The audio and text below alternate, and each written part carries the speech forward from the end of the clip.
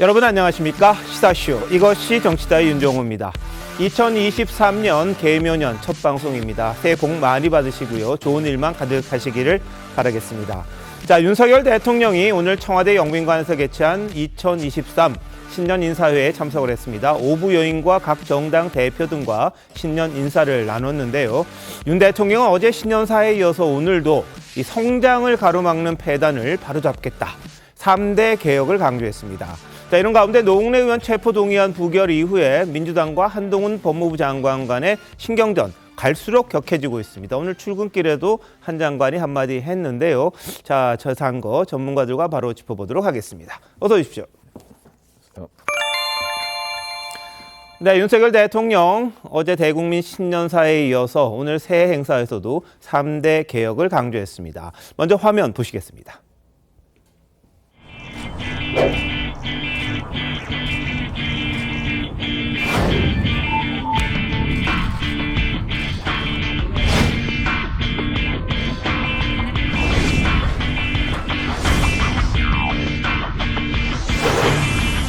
위기를 수출로 돌파해야 합니다.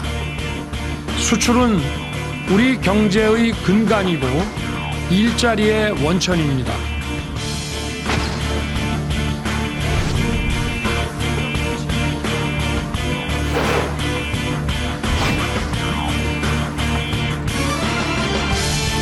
우리 경제의 성장과 발전을 가로막는 폐단을 신속하게 바로잡고 우리 모두 정상화의 속도를 내야 하겠습니다. 3대 개혁은 어렵고 힘들지만 기득권의 저항에 쉽게 무너진다면 우리의 지속 가능한 번영도 어렵게 됩니다.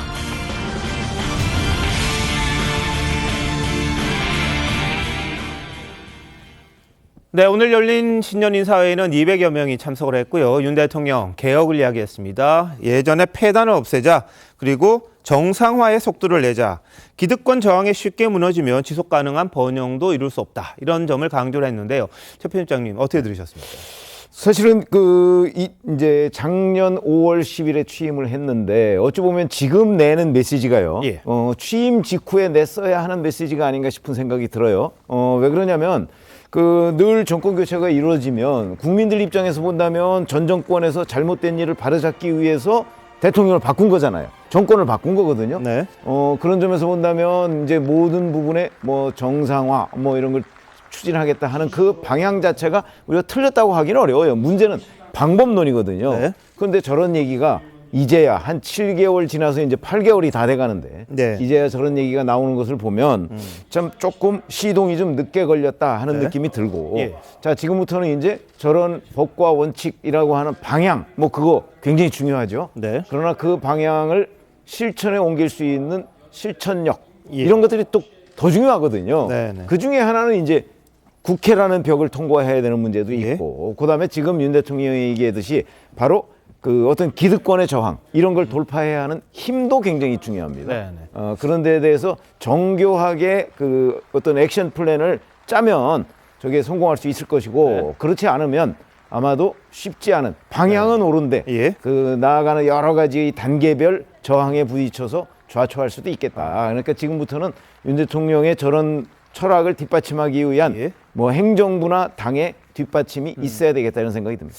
결국 뭔가 입법을 해야 될 텐데 그 점에 이제 지금 부족한 게 많죠. 그렇지만 윤 대통령은 그것과는 상관없이 어제 신년사에서도 경제를 11차례, 수출을 6차례 언급을 했습니다. 모든 외교의 중심을 경제에 놓고 수출 전략을 직접 챙기겠다. 이런 강조점도 남겼는데요. 자, 김병민 교수님은 어떻게 보세요? 네, 올 한 해 대한민국 경제가 어렵다는 걸 부인할 수 있는 사람이 누가 있겠습니까? 정부가 해야 되는 역할들을 찾아야 될 텐데 민간 기업 중심으로 이 경제 위기를 돌파해야 될 텐데요. 그 가운데서 또 정부가 나서서 할 수 있는 일은 수출에 방점을 찍고 이 판로를 개척할 수 있는 일들에 도움을 주는 일들을 아마 찾으면 좋겠다는 생각이 듭니다.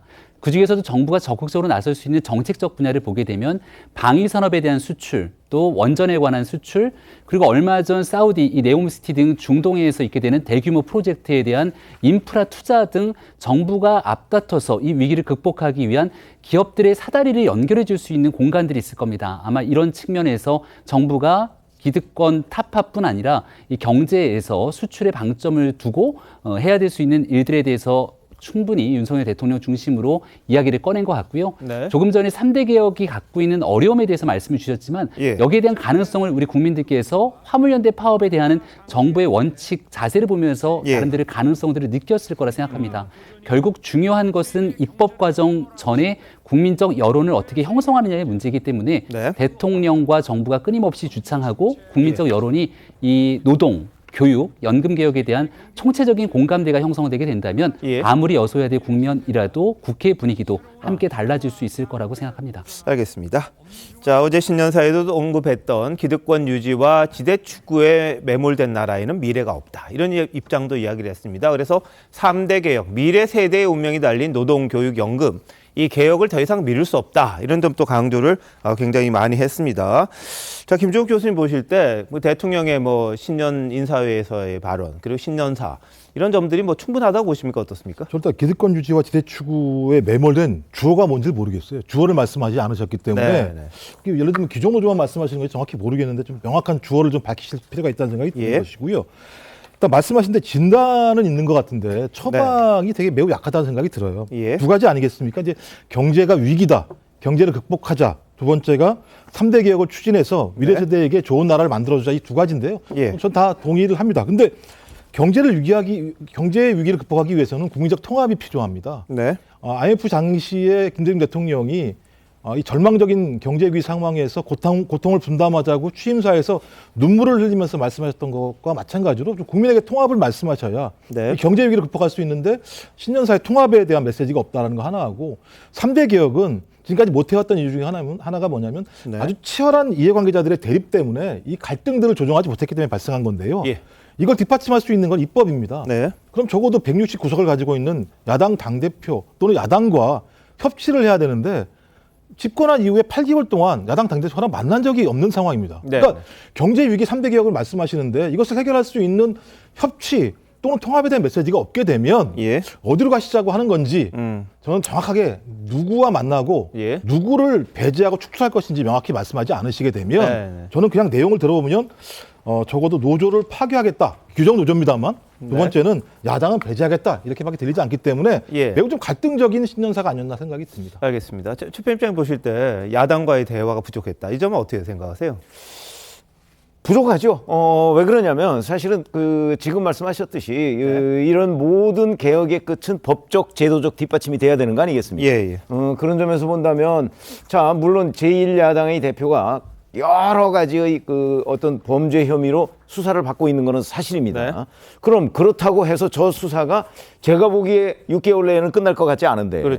그러면 5월 10일 취임하고 나서 적어도 1년 내에는 그 수사가 안 끝날 것 같고 그다음에 이어서 수사가 끝나면 곧바로 재판 국면으로 가잖아요. 그렇게 되면 또 몇 년을 갈지 모르는데 그러면 만약에 윤석열 정부가 뭔가 국정의 그림을 그렸다면 법적 제도적 뒷받침이 없는 개혁이라는 게 과연 가능할 것인가 하는 부분에서 저는 생각을 했어야 된다고 봐요. 그러니까 지금 어떤 범죄 혐의로 수사를 받고 있는 야당 대표와 민주당과의 협력 문제.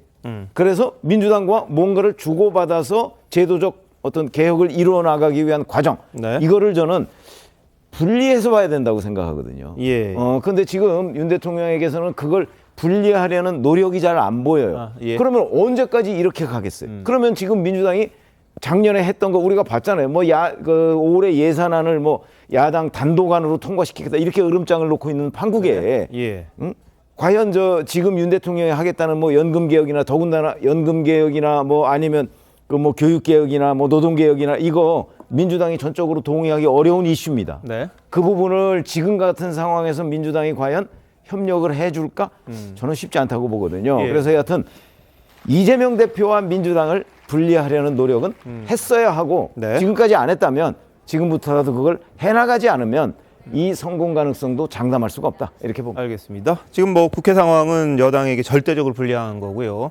윤 대통령 생각은 이제 총선이라도 잘 치러서 어떤 식이든 여당이 힘을 쓸 수 있는 구조를 만들어 뭔가 계획을 해보겠다 이런 생각을 하는 것 같습니다. 근데 국회가 압도적이어도 이게 참 쉽지 않은 측면이 좀 있어요. 일방적으로 하기가 좀 애매하거든요. 지금의 민주당처럼 정말 한 거의 3분의 2가 가까운 그런 의석이 있으면 모르겠는데 그게 아니라면 이게 참 쉽지 않은 그런 구조로 돼 있기 때문에 윤 대통령이 좀 더 여야 간에 뭔가를 좀 이뤄낼 수 있는 부분이 있어야 되지 않겠느냐 뭐 이런 조언들도 많이 나오는 것 같습니다. 다만 윤 대통령은 어제 오늘 아침에 나온 신문이죠. 조선일보와 단독 신년 기자 인터뷰를 가졌습니다. 그 자리에서 뭐 여야 간의 뭐 대화라든지 이런 부분에 대해서도 언급을 하긴 했었습니다. 그래서 어떤 식으로 앞으로 전국을 좀 이끌어 나갈지 한번 주목해야 될 부분이 있어 보입니다. 다만 또 이제 여러 가지 이슈에 대해서 윤 대통령 다 이야기를 했습니다. 특히 뭐 전당대회가 얼마 남지 않았습니다. 3월 8일인데 한동훈 장관과 관련된 이야기를 또 물어봤어요. 한 장관의 당 대표 차출설에 대해서 인터뷰에서 물었더니 당 대표는 너무 이르지 않냐 이런 반응을 보였다고 합니다. 자, 예전에 한 장관이 본인의 이 당 대표 뭐 총선 출마 이런 부분에 대해서 질문받았을 때 뭐라고 이야기했는지 한번 보시죠. 국민의힘 당대표에 장관님을 차출해야 된다는 의견이 나오고 있는데 저는 지금까지 법무부 장관으로서 할 일을 부족하지만 최선을 다해서 해왔고요. 앞으로도 그 생각밖에 없습니다. 제가 분명히 말씀드렸고요. 제가 아직 많이 부족하다고 생각합니다. 그렇기 때문에 법무부 장관으로서 역할을 최선을 다할 거라고 분명히 단호하게 말씀드리겠습니다. 네, 장관으로서 역할에 최선을 다하겠다. 이게 한 장관의 기존의 대답이었습니다. 근데 윤 대통령이 뭐 한 장관하고 좀 가깝다 보니까 한번 물어봤나 봐요. 업무 문제로 통화할 때 당대표 출마할 생각 있냐? 그랬더니 그냥 웃더라. 이랬다는 거거든요. 자, 배승희 변호사 오랜만에 나오셨는데 네. 어떻게 생각하세요? 한 장관의 대표 차출설 그리고 윤 대통령의 이런 대답. 그러니까 서로 간에 너무 친하다 보니까 아마 네. 업무상 통화를 하면서 자연스럽게 물어본 거 아닌가 생각이 듭니다. 예. 그런데 한동훈 법무장관의 반응이 그냥 웃었다라고 하는데 우리 소위 친구끼리는 야, 너 황당하다. 무슨 그런 말을 하냐. 이렇게 말하겠지만 예. 또 대통령과 장관 사이이기 때문에 그런 실현 가능성이 없다라는 의미에서 웃음으로 넘어간 게 아닌가 이렇게 생각이 들고요. 예. 한동훈 법무장관이 지금 하는 일을 보면은 상당히 바쁘다고 느껴집니다. 국회에 나와서 답변하는 시간만 보더라도 굉장히 자주 나오고 있는데 네. 그 외에도 법무부에서 관할하는 업무가 상당히 많기 때문에 그러한 업무들을 다 추진하는 그런 점에서 윤석열 정부의 성공을 위해서 도와주는 그런 장관의 역할을 마무리하겠다라는 뜻으로 읽혀서 아마 예. 이 당대표로 나온다는 거는 좀 현실 가능성이 없다고 생각이 들고요. 예. 또 대통령께서 오늘 그 인터뷰 내용 중에도 보니까 선거 때가 되니까 뭐 윤핵관이다 이런 말을 한다고 네. 하는데 예. 그에 대해서도 저는 느끼는 것이 아마 윤석열 대통령이 검찰에서 수사팀을 구성할 때도 정말 그 일을 잘하는 사람으로 뽑았기 때문에 네. 어떤 정치권에 주는 메시지도 있다고 봅니다. 그러니까 예. 윤석열 대통령과 정치권의 관계가 결국에는 그 윤석열 대통령과는 좀 멀리 있고 또 윤석열 대통령 그리고 정치권 이렇게 좀 분리되어 있는 거 예. 아닌가 생각이 들어서 네. 아마 이번에 그 당대표 선거에서도 본인께서 그 인터뷰 내용 중에 있는 내용인데 대통령 다음과 윤석열 다음을 좀 구분을 하셨더라고요. 그래서 윤석열 다음이라는 것은 정치개혁의 일환으로 아마 뭔가 일을 하실 것 같고 대통령 예. 다음은 결국 당정 간의 관계에 있어서 당정을 분리한다. 그런 걸 네. 우리 국민들이 바라고 있지 않습니까? 예. 그래서 정치인들이 윤심 마케팅을 하는 것과 본인이 윤심이라고 하는 거는 좀 다른 예. 그런 의미로서 국정 운영을 하실 것 같다. 거기에는 뭐 당에는 네. 개입하지 않겠다. 이런 의지가 표현된 거 아닌가 생각이 듭니다. 예, 뭐 윤석열 다음 그리고 대통령 다음 이 부분에 대해서 좀 다르다고 생각한다. 뭐 지지율과 관련해서 또 물어봤던 측면이 있는데 이 윤석열에 대한 기대와 또 대통령으로서의 기대는 좀 달랐던 것 같다. 이런 이야기도 또 같이 했다고 합니다. 그래서 윤 대통령은 나름 인터뷰에서 자신의 여러 가지 것들을 많이 좀 밝히긴 했어요. 그리고 뭐 아까 말씀하셨듯이 윤핵관과 관련된 거 선거 때 무슨 윤핵관이라더니 이제 와서 이제 대통령 되니까 윤심이라 그러는데 내가 여의도 정치를 얼마나 알겠느냐. 거기에 무슨 윤핵관, 윤심이 있겠냐 이런 말도 했다고 하는데 자 장윤주 변호사 보실 때는 어떠세요? 사실 대통령 말씀 중에 대통령다움이라는 게 어떤 건지 고민하고 있다, 뭐 이런 말씀을 주셨는데요. 사실 대통령과 검사는 다르다라는 말씀도 또 덧붙이셨더라고요. 맞습니다. 그 검찰총장으로서의 자세와 또 대통령이 된 지금과의 상황은 전혀 다르기 때문에 또 해야 하는 자리에 따라 또 가져야 되는 생각도 다를 것이고 또 행사할 수 있는 권한도 너무나 많이 달라졌습니다. 대통령으로서 보여줘야 되는 모습은 당연히 정치는 갈등을 조장하는 것이 아니라 지금 현재 있는 갈등들을 해결하고 치유하고 또 우리가 화합하고 통합해 나가는 그런 역할을 해주시는 것이 또 대통령과 정치의 역할일 텐데요. 네. 대통령이 신년사에서 했던 얘기들 그리고 계속해서 나오고 있는 메시지에 야당과의 협치 또는 국민 통합의 메시지가 부족하다라는 지적에 대해서는 좀 대통령실도 좀 귀 기울여 들여보셨으면 좋겠습니다. 네. 여소야대 국면인 건 맞고 지금 예. 이 추진하고자 하시는 그 3대 개혁도 국회에서 입법이 없으면 뒷받침되기 어렵습니다. 네. 그러면 분명한 것은 야당과 협치도 필요한 것이고 야당 대표 그리고 야당 지도부와도 빨리 만나셔서 이 협치의 물꼬를 좀 터주셨으면 어떨까라는 생각이 듭니다. 알겠습니다.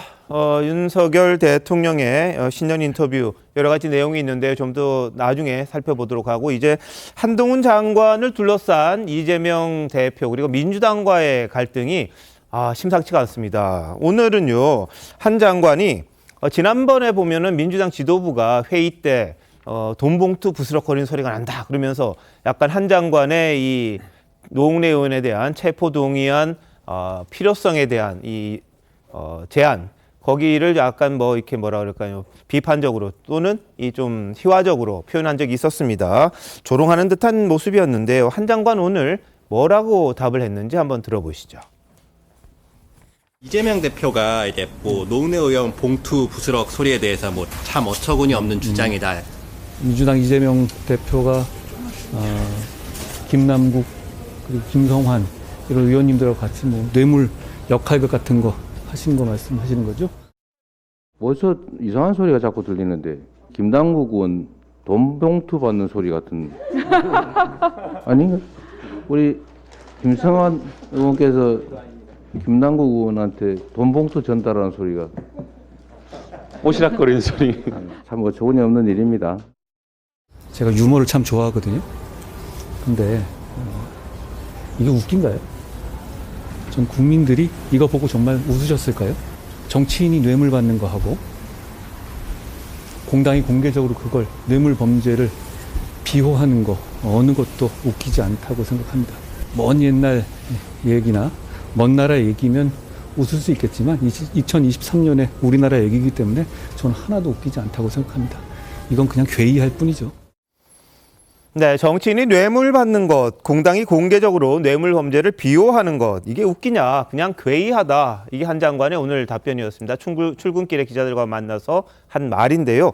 최 편집장님, 이거 어떻게 보셨어요?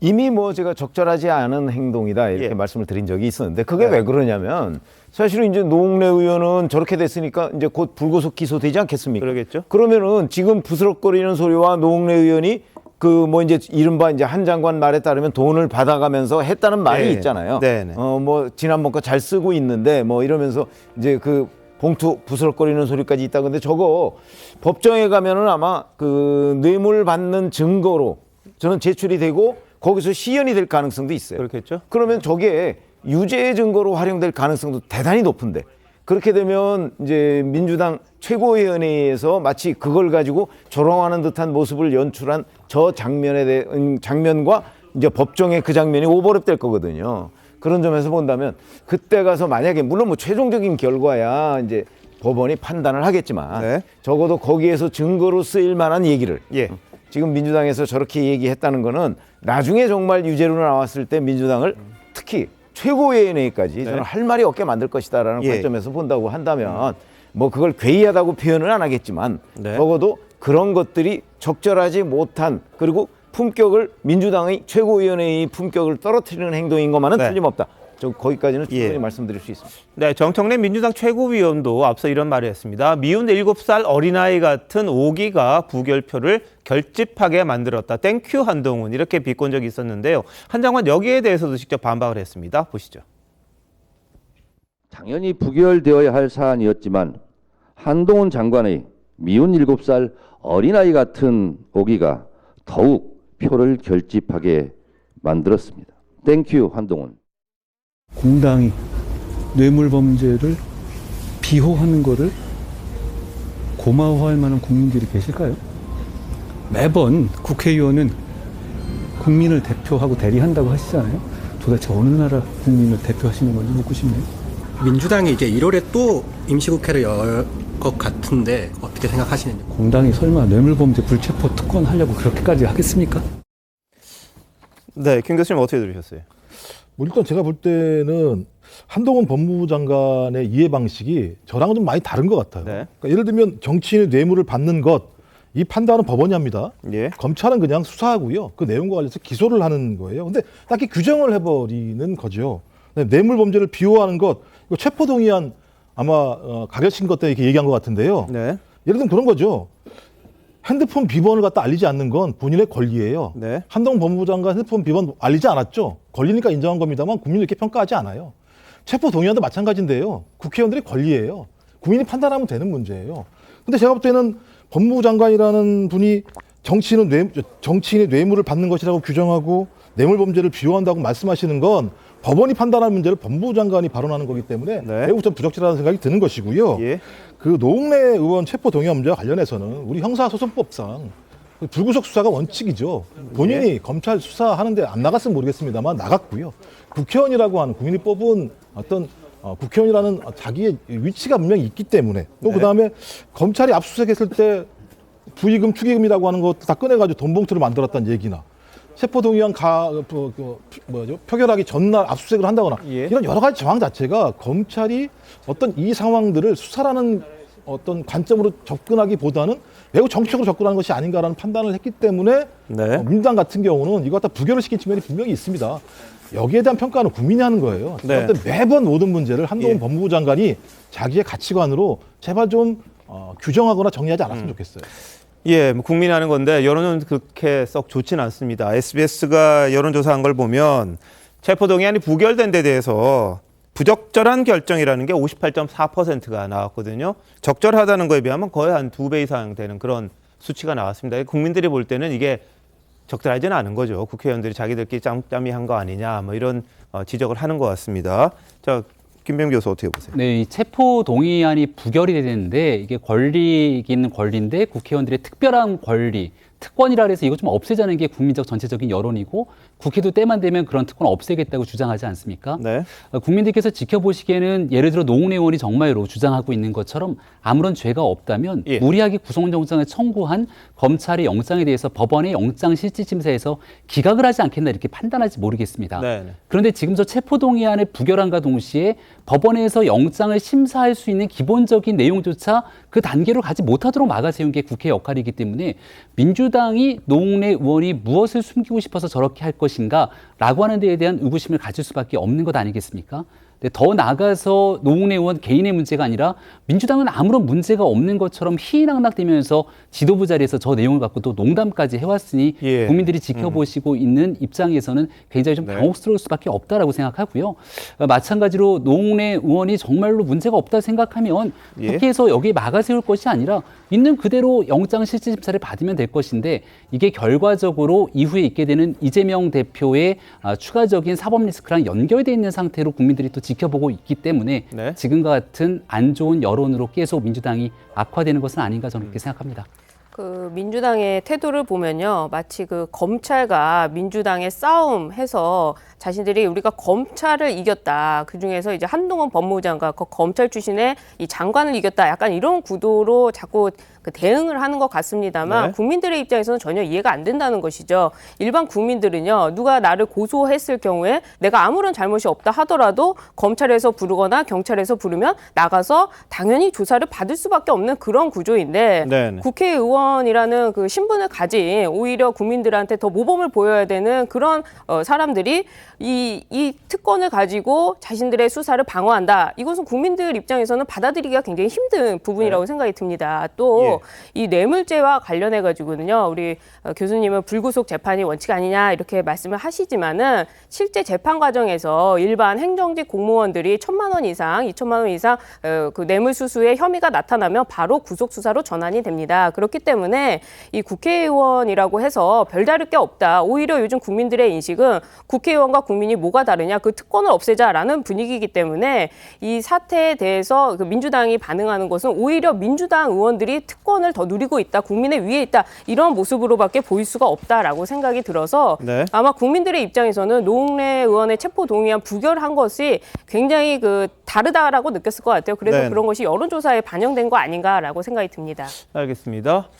자, 한 장관은요, 온 신년사에서 이런 이야기도 했습니다. 이 성범죄, 마약범죄, 조직폭력범죄, 민생침해범죄 이 네 가지를 제시하면서 이 범죄로부터 안전한 나라 만들겠다 이야기를 했습니다. 마약에 대해서는 뭐 이미 여러 차례 이야기를 했습니다만 또 눈길 끄는 게 뭐냐면 이 정치적 이해관계나 이 타인의 사익 추구를 위해서 조직적, 악의적으로 허위 사실을 유포하는 이런 것들 좌시할 수 없다 그랬는데 여기 이제 이른바 좌표 찍기 뭐 이런 데 대한 문제점을 또 제기하기도 했습니다. 뭐 누굴 의식한 건지는 명확치 않습니다만 한번 들어보시죠. 정치적 이해관계나 사익을 추구하기 위해서 조직적, 악의적으로 허위 사실을 유포하는 등 타인의 사생활과 인격을 침해하는 행위도 좌시해서는 안 됩니다. 다중의 위력을 이용한 온라인 마녀사냥, 좌표 찍기를 통한 집단 괴롭힘 등 인간의 존엄을 훼손하는 다양한 방식의 협박 범죄에도 적극적으로 대처해야 할 것입니다. 예, 저 좌표 찍기 이런 부분에 대한 비판적인 목소리를 냈는데 어떻게 보십니까, 장 변호사님은? 한동훈 법무부 장관이 얘기한 것, 특히 뭐 허위사실 유포라든지 좌표 찍기도 말씀하셨지만 이전에 네. 뭐 성범죄, 마약범죄, 뭐 조직폭력범죄, 민생침해범죄 관련된 부분들도 뭐 전쟁하듯 막으면 지금이라도 마약을 막을 수 있다, 뭐 이런 취지로 발언을 예. 많이 하셨는데요. 이제 마약범죄가 굉장히 심각해져서 그 부분에 대해서 수사 철저히 해서 막아야 된다는 부분에 대해서도 당연히 동의하고요. 네. 그리고 타인의 사생활, 인격 침해하는 행위에 대해서도 좌시할 수 없다라는 입장에 대해서는 원론적으로 반대하실 분은 없을 거라고 생각이 듭니다. 네. 다만 한동훈 법무부 장관은 더 이상 검사가 아니시거든요. 또는 검찰총장이 아닙니다. 한 나라의 국무위원이고 법무부 장관이신 건데 법무부 장관의 업무는 이런 검찰 업무 말고도 행정이라든지 인권 옹호, 그리고 출입국 관리라든지 여러 가지 법무심의라든지 다양한 업무들이 있습니다. 법무 행정 업무도 있으시고요. 그런데 자꾸만 내고 있는 메시지 자체는 검찰총장이라든지 또는 경찰청장 같은 수사기관이 뭐 이제 범죄와의 전쟁을 선포해서 어떤 범죄를 때려잡겠다, 뭐 이런 취지의 얘기들이 나오고 있어서 조금은 검사로서의 아직 마인드가 계속되는 거 아니냐라는 네. 좀 우려가 있는 것 같고, 이게 좀 더 장관이기 때문에 국무위원으로서 좀 더 넓은 시야에서 이런 뭐 마약 범죄나 뭐 특정 범죄에 대한 메시지뿐만 아니라 인권 옹호나 출입국 뭐 관리라든지 법무행정이라든지 두루두루 살펴주시는 모습을 또 보여주셔야 될 것 같습니다. 예, 자, 뭐 이 허위사실 유포라든지 좌표 찍기 이런 부분들은 뭐 본인에 대한 뭐 이른바 청담동 술자리 의혹이라든지 그리고 검사들의 실명을 공개한다든지 뭐 이런 부분들이 일정 부분 감안된 게 아닌가 싶기도 합니다. 그래서 한 장관이 뭐 이번 올해에 이 범죄를 근절하는 4대 목표 중에 하나 중에 들어가 있는 것 같고요. 또 이 정치권을 조금 의식한 듯한 게 또 뭐냐면 조직폭력배들이 백주대낮에 활보하고 정치인 뒷배로 기업인 행세를 하면서 국민을 괴롭히는 나라가 되어서는 안 된다. 이렇게 이야기했습니다. 보시죠. 경제 질서를 어지럽히고 약한 사람 괴롭히는 조직폭력 범죄를 반드시 뿌리 뽑읍시다. 우리나라가 조직폭력배들이 백주대낮에 활보하고 정치인 뒷배로 기업인 행세하면서 국민을 괴롭히는 나라가 되어서는 안 됩니다. 지금 막지 않으면 이런 것들이 일상이 될 수 있습니다. 예, 최 편집장님, 뭐 딱 떠오르는 기업도 좀 있습니까? 저게 사실은 지금까지도 저희가 이제 민주당과 한동훈 법무부 장관 사이의 갈등적인 요소 몇 가지를 지금 네. 저희가 말씀을 드렸잖아요. 예. 저것도 똑 닮은 거거든요. 예. 무슨 얘기냐면 사실 이재명 대표에 대한 변호사비 대납 의혹, 그게 이제 친문 정당에서 그 고발을 했잖아요. 깨시민이라는 데가 고발을 했는데 그때 그 관련 기업이 쌍방울그룹입니다. 쌍방울그룹 전 회장이 지금 태국에 가서 잠적해 있는 상태죠. 네. 그런 상태에 있고. 그러니까 이게 근데 그 쌍방울그룹 그 김성태 전 회장이 뭐 조직폭력배 출신이다. 뭐 이런 게 이제 검찰 내부에서는 뭐 다 공유가 되고 있어요. 네. 근데 이 쌍방울그룹과 또 정말 경제 공동체라는 그 어떤 평가를 받는 기업이 또 있습니다. KH그룹이라고. 근데 KH그룹도 이번에 알펜시아 그 담합 예, 예. 입찰 의혹으로 지금 압수수색을 당하고 있지 않습니까? 그런데 여기에 또 회장도 그런 비슷한 어떤 전력 같은 것 때문에 지금 이제 논란이 되고 있어요. 네. 근데 최근에 한동훈 법무장관이 얘기한 뭐 정치인 뒷배로 기업인 행세 이렇게 하면 우선 떠오르는 사람이 예, 그 예. 두 사람입니다. 네. 그렇게 보면 아마 지금도 한 장관이 얘기하는 거는 결국은 저것도 예. 민주당 뭐 이재명 대표가 뭐 그렇다고 해서 그 두 개의 기업과 연관됐다는 게 현재 명확하게 드러나 있지는 않아요. 네. 그러나 여의도에서는 그 두 개의 기업이 결국 이재명 대표와 뭔가 이렇게 엮여 있다 네, 네. 하는 그런 지금 혐의로 검찰 수사를 받고 있는 건 틀림없거든요. 예, 예. 그러니까 아마 그런 걸 겨냥한 것 아닌가. 그걸 약간 일반론인 것처럼 네. 얘기를 했지만 실질적으로는 그걸 겨냥한 것으로 보인다. 예. 이렇게 얘기할 수 있습니다. 뭐 지금까지 뭐 명확하게 변호사비 대납 같은 의혹에 쌍방울 그룹이 개입이 돼 있다 이런 지적은 있습니다만 명백하게 밝혀진 건 없습니다. 다만 이럴 거다 이런 거 아니냐 이런 정도의 지금 의혹이 제기된 상황이라는 건 말씀드리고요. 그리고 쌍방울 그룹의 뭐 회장 뭐 지금 태국에 갔는지 캄보디아에 갔는지 뭐 나가는 있다는데 대충 어디 있는지 검찰은 알고 있다 이런 이야기도 좀 들리더라고요. 그래서 귀국을 언제 하느냐 뭐 검찰과 뭐 협상을 제안했다 뭐 이런 이야기까지 나오던데 그런 부분들은 뭐 좀 더 명확하게 이 사실관계가 확인돼야 이 정확하게 나오지 않을까 싶습니다. 다만 한 장관이 이야기한 것들은 혹시 그런 것들을 의식한 게 아니냐 뭐 이런 해석입니다. 김 교수님도 동의하십니까? 아까 저는 윤 대통령하고 한동훈 법무부 장관 친명사가 똑같아요. 주어가 없어요. 그래요? 아까도 뭐 기득권 유지, 누가 예. 기득권을 유지하는지, 지대를 누가 추구하는지 지금 마찬가지인데 그것 가짜 뉴스죠. 조직편협회가 백준여사 활보를 해요. 해외 도피해 있는데 어떻게 활보를 합니까? 가짜 뉴스 하는 거 아니겠어요? 정치인 뒷배로 기업인 행사를 하고 있는데 정치인이 누군지를 밝히고 있지 않은 측면들이 분명히 있는 것이죠. 네. 이 얘기는 매우 정치적인 얘기여서 예. 제가 방송하면 매우 말씀드리는 게 법무부 장관 그만하시고 정치하시라고 말씀드리는 거예요. 예. 아니 어느 예를 들어 국무위원, 특히 법무부 장관이 이런 얘기를 쉽게 하고 있습니까? 이거 정치인들이 할 수 있는 얘기인 거고요. 오히려 법무부 장관이 정치적 갈등을 유발하는 용어들을 사용하고 있는 거잖아요. 이렇게 하면 안 되는 것이고요. 또 하나는 뭐 좌표 찍기를 통해서 뭐 마녀 사냥을 하고 집단 괴롭힘을 한다? 아니 검사 명단은요 공공기관 기록물에 관한 법률에 의해서도 공개하게 돼 있어요. 이건요 법률적으로 다 근거가 돼 있는 건데 이거 가지고 이렇게 얘기하면 안 되는 것이고요. 오히려 검찰이 검찰발로 언론에 흘려서 나오고 있는 피의사실 공표를 통해서 그 내용이 밖에 나와서 그것이 유죄의 증자인 것처럼 회자가 되면서 그 사람에 대해서 범죄인인 것처럼 낙인 쓰는 게 더 큰 문제인 거죠. 근데 저렇게 전도적인 말씀을 하시니까 저는 제가 볼 땐 법무부 장관 하시면 안 돼요. 이제 좀 그만 중단하고 나오셔가지고 국민의힘 당대표로 나오시든지 예. 아니면 제가 볼 땐 정치를 해서 충분히 준비한 다음에 뭐 대통령께서 아직까지 너무 짧은 정치 일정이라고 말씀하시니 좀 초야로 나와서 한 6개월, 한 1년 정도 준비하신 다음에 다음 총선에 나오시는지 하는 게 맞다고 봐요. 안 그러면 예. 매번 이분 때문에 싸웁니다. 알겠습니다. 네, 아마 한동훈 법무장관을 응원하시는 분들이 들으시면은 아유 무슨 말이야 더 오래 해야지 이렇게 생각하실 것 같아요. 지금 한동훈 법무장관이 이제 이야기하는 부분들은 이런 겁니다. 어떤 특정 사건에 있어서 그 검사를 공개했을 때는 당연히 이것이 누군가에 의해서 뭔가 좌표찍기, 그러니까 뭔가 공격을 하라는 메시지로 들리는 거 아니겠는가 하는 점에서 우려를 표명한 것입니다. 과거에 추미애 장관과 조국 전 장관이 어떠한 사건에 대해서 이제 뭐 검찰 개혁에 대해서 검사들이 반기를 든다 하면서 한 검사를 공개한 적이 있는데 그때도 상당히 많은 검사들이 굉장히 우려를 표명했습니다. 네. 그런 점에서 그러한 일을 계속해서 민주당 쪽에서 한다는 것은 좀 반성의 의미가 필요하지 않나 생각이 네. 들고요. 추미애 장관은 한 사건에 대해서 상당히 많은 기간 동안 이야기를 했습니다. 예를 들어 뭐 라임 사태와 관련해서 그 구속된 피고인의 어떤 그 증거물을 가지고 누군가를 그 수사하기 위해서 상당히 많은 시간을 할애했고 또 그와 관련해서 또 누군가는 피해를 입었었고요. 또 지금 법무부 장관의 일이 굉장히 많다고 하셨는데 그와 관련해서도 추미애 전 장관을 비교해 본다면 상당 부분 그 당시 코로나가 발생했음에도 불구하고 동부구치소에 어떠한 작업을 하지 않아서 상당히 많은 그 재소자들이 코로나에 집단적으로 감염되는 등 문제가 많았습니다. 그러한 점을 비교해 본다면 한동훈 법무장관이 단순히 어떤 사건에 있어서 그거에만 몰두하는 것이 아니라 여러 법무 업무 중에서 국회에 들어가면서 혹은 그 아침에 출근을 하면서 네. 기자들이 물어보는 것에 의해서 답변을 하다 보니까 그것이 부각되는 것이지 네. 꼭 그것이 한동훈 법무부 장관이 어떤 정치적으로 행동을 한다 이렇게 해석하기에는 좀 오해가 있지 않을까 생각이 듭니다. 알겠습니다. 뭐 예전에 법무부 장관과는 달리 지금 법무부 장관이 출근할 때마다 이 방송사 기자들이 또 이 카메라를 이 배치를 할 정도로 이슈 메이커는 확실히 이슈 메이커인 것 같습니다. 그래서 정치를 할지 뭐 어쩔지 모르겠습니다만 한동훈 장관이 기자들의 질문에 답하는 거 하나하나가 뉴스가 되는 그런 상황이기도 합니다. 자, 한 장관 마지막으로 동료들에게 이 정당한 소신을 강조했습니다. 신년사에서 한 건데 한번 보시죠.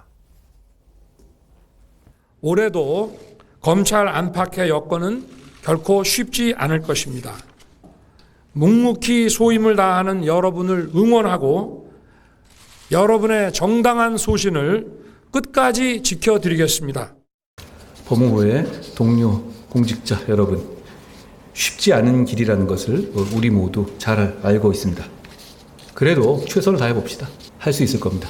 저도 여러분이 업무를 수행하시면서 정당한 소신을 가지고 최대한 역량을 발휘하실 수 있도록 적극적으로 지원하겠습니다. 네. 자, 윤 대통령이 검찰총장일 당시에도 정당한 소신 이야기를 했는데요. 똑같은 이야기를 했어요. 어떻게 보셨어요, 김병임 교수는? 네, 아니 뭐 지난날 있었던 윤석열 검찰총장 시절에는 2020년의 신년사 아닙니까?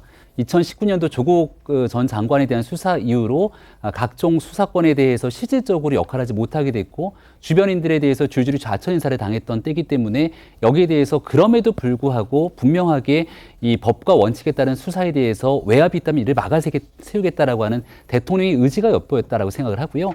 한동훈 법무부 장관도 지금 있게 되는 수사 상황에 대해서 특히나 거대 야당인 민주당 입장에서는 검찰을 사실상 악마화시키는 등 상당 부분의 외압들을 행사하고 있는 것 아니겠습니까? 네. 이런 일들 속에서 정당한 일이라면 소신 있게 수사에 나서야 된다라고 하는 의지를 피력한 것 같은데 이 일에 대해서는 결국 시간이 조금 지나게 되면 어떤 정부도 모든 것들을 완벽할 수는 없기 때문에 현재 있는 정부에 대해서도 검찰이 나름대로 문제를 제기하면서 수사에 나설 때도 있을 겁니다. 네. 그런 방식 속에서 네 편 가리지 않고 이 법과 원칙을 위배하고 있는 일들에 대해서는 정당하게 수사할 수 있는 모든 권한들을 보장하겠다라고 하는 메시지로 시종일관 같은 모습을 보여줄 때 국민의 신뢰를 얻을 수 있을 거라 생각합니다.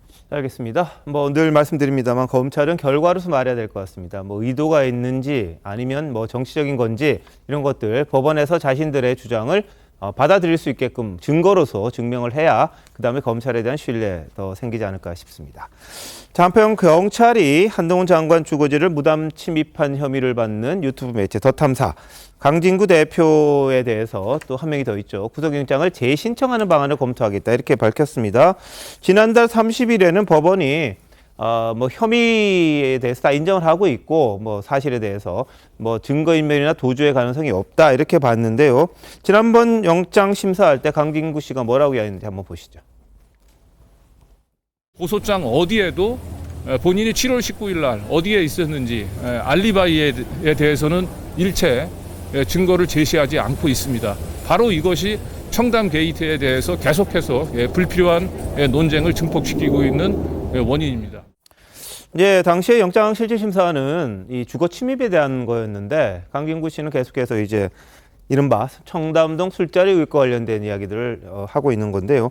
자, 이거 법원에서 반려를 했는데 장윤주 변호사님 어떻게 될 것 같으세요? 이 혐의 자체가 공동 주거 침입이었으니까 다 아시다시피 그 더 탐사 매체에서 그 한동훈 장관의 집 앞까지 그리고 공동 현관을 지나서 진짜 그 현관문 앞에까지 가서 도어락을 만진다든지 뭐 이런 화면들이 생중계됐던 적이 있었습니다. 그렇기 때문에 공동 주거 침입으로 지금 고소가 돼서 그것과 관련해 수사를 받다가 경찰이 구속영장을 이제 신청을 했던 것인데요. 일단 법원 입장에서 봤을 때는 뭐 증거인멸이라든지 또는 뭐 도주의 우려 같은 구속 사유가 없다라고 생각을 했을 것 같습니다. 그럴 만한 것이 그 이제 범행이라고 할 수 있는 그 한동훈 장관의 집 앞에 공동으로 주거 침입하는 그 장면 자체가 영상으로 지금 다 남아 있고 그 영상이 다 생중계까지 된 마당에 사실 증거를 인멸할 만한 우려는 없다고 보입니다. 그리고 뭐 도주 우려라든지 뭐 이런 부분도 얼굴이 다 알려진 상태이기 때문에 크게 도주 우려가 있을 것이냐 뭐 이 부분에 대해서도 재판부에서는 그 어떤 검찰의 소명이 부족하다라고 판단했을 수 있을 것 같고요. 다만 경찰에서는 피의자들의 혐의들에 대해서 수사를 더 진행하면서 영장을 재신청할지를 검토하겠다라고 했습니다. 제가 봤을 때는 공동주거침해 혐의에 한정되는 것이 아니라 이른바 뭐 청당조 술조리 의혹이라든지 각종 관련된 혐의들을 함께 수사를 해서 그 부분까지 합쳐서 다시 영장 청구를 검토한다라고 지금 봐야 될 것 같습니다. 알겠습니다. 뭐 결과가 어떻게 나올지 한번 지켜봐야겠는데 다시 영장을 신청하겠다 이런 입장인 것 같습니다. 자, 이런 가운데 이제 여론조사 기관이죠. 국민리서치그룹과 에이스리서치가 뉴시스 의뢰로 향후 대한민국을 이끌 차기 지도자 적합도를 조사를 했습니다. 뭐 이재명 대표가 뭐 가장 많고요. 그 다음이 또 한동훈 법무부 장관이 오차범위 밖으로 2위를 차지하는 결과가 나왔습니다. 뭐 이거야 뭐 시작이 되니까 지금 의미별하기가 좀 애매합니다만 여하튼 한동훈 장관에 대한 관심이 상당히 많아지고 있다. 이걸 한번 보여줄 수 있는 그런 자료인 것 같습니다. 뭐 결국은 대선이야 뭐 양자구도 내지는 뭐 3, 4자구도로 넘어가면은 많이 달라질 텐데 지금 장관으로서 정치에 들어가지도 않았는데 계속해서 관심을 끄는 게 바로 한동훈 장관입니다. 자, 한편 윤석열 대통령 조선일보와의 신년 인터뷰에서 국정운영 지지율 변화와 관련해서 한 말이 있습니다. 솔직히 아직 잘 모르겠다. 이게 답이었습니다. 과거 지지율과 관련해서 윤 대통령이 뭐라고 이야기했었던지 한번 보시죠. 저는 뭐 선거 때도 선거운동을 하면서도 지지율은 별로 유념치 않았습니다. 별로 의미가 없는 것이고 하여튼 제가 하는 일은 국민을 위해서 하는 일이니까 오로지 국민만 생각하고 열심히 해야 된다는 그 마음만 가지고 있습니다. 이 지지율 그 자체보다도 민심을 겸허하게 받드는 것이 중요하다고 생각하고 여러 가지 그 지적된 문제들에 대해서 국민의 관점에서 세밀하게 꼼꼼하게 한번 따져보겠습니다. 어떤 정치적인 국면 전환이라든가 이런 지지율 반등이라고 하는 그런 그 정치적 목적을 가지고 해서는 저는 안 된다고 생각하고 네, 선거 때 오르락내리락 하는데 원인을 잘 모르겠더라. 지금도 마찬가지다 이런 입장인데요. 관심을 안 가지는 겁니까? 진짜 몰라서 그러는 겁니까? 몰라서 그럴 일은 없고요. 벌써 저 윤석열 대통령 그 정치에 입문한 지 꽤 됐지 않습니까? 그리고 이제 당선까지 됐는데 자, 정치인이 여론의 동향에 대해서 여론을 체크할 수 있는 방법이라는 게 사실은 별로 없습니다. 여론조사라는 기법 외에는 우리가 지금 이거에 관해서 국민들이 몇 %나 동의할까? 그걸 어떻게 측정을 합니까? 그렇기 때문에 저게 1980년대 후반에 이제 우리 그 어떤 정치권의 여론조사 기법이라는 게 들어왔는데 그 전에는 그냥 대략 감으로 뭐 했거든요. 그래서 1988년 총선 같은 경우는 잘 아시다시피 민정당이 너무 많이 될까봐 걱정했던 총선이 있었습니다. 그런데 여소야대가 됐죠. 그렇게 그래서 근데 그 이후에 여론조사 기법이 정치권에 들어오고 나서부터는 사실은 그나마 여론조사라는 기법이 있기 때문에 그 국민 여론과 완전히 어긋나는 그 정치적 판단 같은 건 없었습니다. 뭐 일부 여론조사가 틀리긴 했지만 그런 점에서 보면 윤석열 대통령을 포함해서 많은 정치인들이 저희도 기자할 때 보면 대개 뭐 여론조사가 오르건 뭐 내리건 간에 아유, 일희일비하지 않는다 이런 답변을 많이 내놓거든요. 그러나 실제 그 정치인들은 그 여론조사의 움직임 뭐 조금 올라가고 조금 떨어지고 하는 데에도 굉장히 많은 신경을 쓰고 아마 지금 그 대통령실도 윤석열 대통령의 국정운영 지지율에 대한 부정평가, 긍정평가 이 부분에 굉장히 많이 신경을 쓰고 있을 것이기 때문에 윤 대통령의 지금 발언은 그냥 인터뷰 때 얘기하는 모범 답안 정도로 이해하면 되겠다 이렇게 생각합니다. 네, 조선일보도 여론조사 기관 K스탯 리서치에 의뢰해서 국정운영 평가를 또 조사를 해봤습니다. 잘한다가 40%, 잘못한다가 52% 정도인데요. 지난 10월과 비교하면 두 달 새에 10%포인트 이상 잘한다가 많아졌다는 겁니다. 자, 김종욱 교수님, 뭐 전반적으로 그 대부분의 여론조사에서 이제 40%대를 넘어가는 결과가 좀 나오고 있더라고요. 보면은 뭔가 지금 올라가는 추세인 것 같긴 한데 이건 뭐 어떻게 평가하십니까? 뭐 제가 볼 땐 지금 조선일보 여론조사 기관이 가장 폭이 좁은 것 같아요. 긍정과 부정의 폭이. 대체적인 여론조사 기관들 같은 경우는 40% 초반대 긍정적인 평가율과 50% 중반대 부정적인 평가율의 문제이거든요. 그러니까 지금 말씀하신 것처럼 윤 대통령의 지표가 좋다라고 얘기하는 건 30%대 초반에서 40%대 초반으로 올라왔다라고 하는 것 40% 초반으로 올라왔다라고 하는 건 과거 대통령 선거에서 본인이 얻었던 득표율만큼 올라갈 수 있는 여지가 있다라고 하는 판단 때문에 그런 거거든요. 그렇다면 한 45에서 46% 정도의 앞으로의 어떤 상승의 여력이 남아있다고 볼 수 있는데 문제는 매우 견고한 부정층입니다. 그러니까 55% 정도의 매우 견고한 부정층이 있는데 이 견고한 부정층을 돌려세우기 위해서는 지금같이 하는 정치 방식들을 바꿔야 되는데 제가 볼 때는 정치 방식을 바꿀 생각이 없으신 것 같아요. 뭐 최근에 화물연대 운송 거부 관련해서 강경 진압을 하면서 지지율이 높아지다 보니 소위 낮은 지지율 과정에서 보여왔던 국민들의 어떤 상당히 불신에 대한 불만에 대한 부분들을 반영하는 정치가 아니라 본인의 방식을 통해서 지지층을 결집하겠다는 방식으로 가시는 것 같습니다. 저는 그 방식이 소위 등을 돌리고 있는 유권자들을 다시 지지로 바꿀 수 있을 것인가 그거 쉽지 않을 거라는 생각이 들어요. 저는 그래서 매번 말씀드리는 겁니다만 통치 방식을 바꾸는 나름대로 매우 급진적인 방식을 통하지 않고서는 부정적인 지지층들의 여론들을 돌리기 어렵다라고 하는 것. 저는 그래서 아마 이게 대통령이 얘기했던 여론조사 지지율이 어렵다고 말씀하시는 것 같아요. 조금은 오르는 것 같습니다만 오르다가도 푹푹 떨어지거든요. 전 그렇다면 왜 그럴까라고 하는 부분들을 대통령이 잘 보고를 해야죠. 그러니까 대통령이 제대로 보고 안 하니까 대통령이 잘 모른다고 말씀하시는 거니까 전 대통령실이 정확히 좀 잘 그 내용들을 분석을 해서 보고를 드리고 어디로 가셔야 됩니다라고 하는 얘기를 통해서 토론이 벌어지고 그 토론들이 현실화되는 방식을 통해서 지지율이 상승되는 방식으로 가야 된다. 강경 대응만으로 올라가는 건 한계가 있다고 생각을 합니다. 네, 김 교수 생각은 어떠세요? 지지율 상승 국면이 지난 한 10월, 11월부터 시작돼서 지금까지 한 달 넘게 견고하게 한 40%를 향해서 올라가고 있는 것은 아마 부인하기 어려운 상황일 겁니다. 하지만 이제 대통령 취임 2년 차의 역대 지지율을 보게 되면 높은 지지율이 아닌 상태다라고 지켜볼 수도 있을 텐데요. 아마 지난번 대통령 선거의 결과가 0.7% 정도 되는 굉장히 박빙의 선거가 진행됐고 선거가 끝나고 난 다음 다 함께 통합하기 위한 여러 가지 과정을 거치면 좋겠습니다만은 대한민국 국민들이 지켜보시기에 야당의 대표인 이재명 대표가 과연 민주당의 대표로서 있는 과정이 이 사법 리스크를 그냥 지나갈 수 있는 것인가에 대한 고민들도 적지가 않을 겁니다. 만약 정부가 없는 죄를 억지로 만들어내거나 또 있는 죄를 덮거나 하게 되는 일이 일어난다면 더 큰 문제로 치환될 수밖에 없는 상황이 오게 될 텐데요. 여기에 대해서는 현재 갖고 있는 구도 속에서 어느 정도 윤석열 대통령에 대한 강력한 비토층이 이재명 대표에 대한 지지층과 같이 연동될 수밖에 없는 측면들도 함께적 여론조사 지표에서는 확인할 수밖에 없다 이런 생각이 듭니다. 앞으로 이제 지금 있게 되는 상승 국면 속에서 어느 정도 좀 견고한 상태가 진행이 되게 된다면 그 다음에는 훨씬 더 폭넓은 확장의 과정들을 거쳐야 된다고도 생각하는데 윤석열 대통령 혼자 할 수 있는 일이 아니라 집권당과 함께 해야 되는 일이라고 생각하고요. 결과적으로 여소야대 국면에서 쓸 수 있는 카드들이 많지는 않기 때문에 총선에서 어떤 성과를 내는지에 따라 대통령의 지지율과 국민의힘의 지지율이 함께 손을 맞잡고 나아가게 될 것이고요. 지금 현재 민주당의 지지율이 계속 빠지고 있는 국면들 여기까지도 같이 고민해 보게 된다면 이게 대통령 혼자만의 얘기가 아니라 모든 게 다 맞물려 있는 상황이다라고 말씀을 드리겠습니다. 알겠습니다. 뭐 지지율은 오르락내리락 하는 겁니다만 뭐 흐름 한번 살펴봤고요. 한편 윤 대통령은 조선일보와의 신년 인터뷰에서 김건희 여사 활동에 대해도 언급을 했습니다. 취임해 보니 배우자도 할 일이 적지 않더라. 드러나지 않게 겸손하게 잘하라고 했다. 이렇게 말을 했다는데요. 과거 이 아내의 역할에 대해서 윤 대통령이 뭐라고 이야기했는지 한번 보시죠.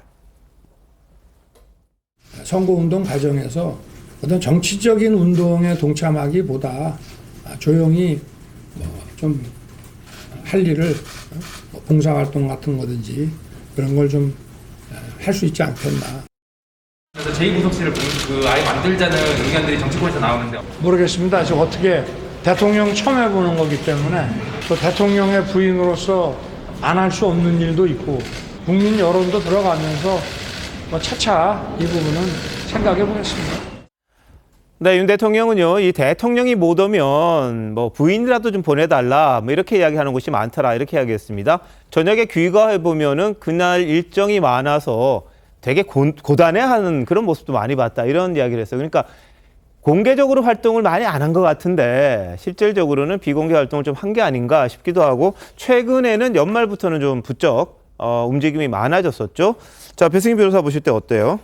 그러니까 대통령께서 그 후보 시절에도 제2부속실을 없애겠다 그렇게 공언을 하셨는데 사실 그때만 하더라도 민주당 쪽에서도 이런 얘기를 했습니다. 제2부속실을 없애지 말고 김건희 여사를 잘 보좌하는 그런 역할을 하게 만들어라라고 조언을 굉장히 많이 했는데 네. 아마 그때 대통령께서는 이런 생각을 하셨던 것 같아요. 그 인터뷰 내용을 보니까 내가 나가서 공무를 하면 되는 것이고 아내는 특별히 할 일이 없지 않겠는가 그런 생각에서 제2부속실도 없애는 게 맞겠다라고 하셨는데 네. 막상 그 업무를 하다 보면은 대통령이 못 가는 곳에 꼭 영부인께서 와주셔라 하는 일정이 굉장히 많았다는 걸 이제 이번에 느끼셨다고 합니다. 네. 그러면서 그 아내를 보면 치근하다 이런 말씀을 하셨는데요.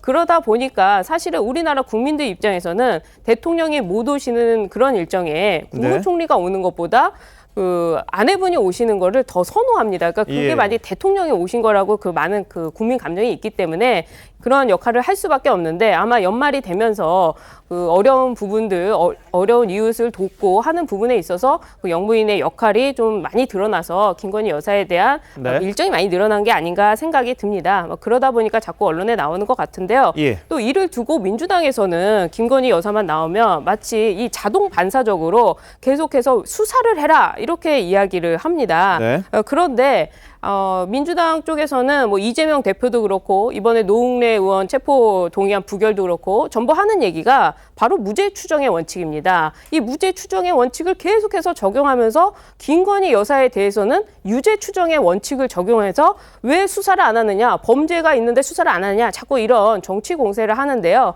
그것과는 또 별개로 판단해야 되지 않나 생각하고 어쨌든 김건희 여사의 이런 일정들은 일정대로 또 평가를 받아야 되지 않을까 생각이 듭니다. 알겠습니다.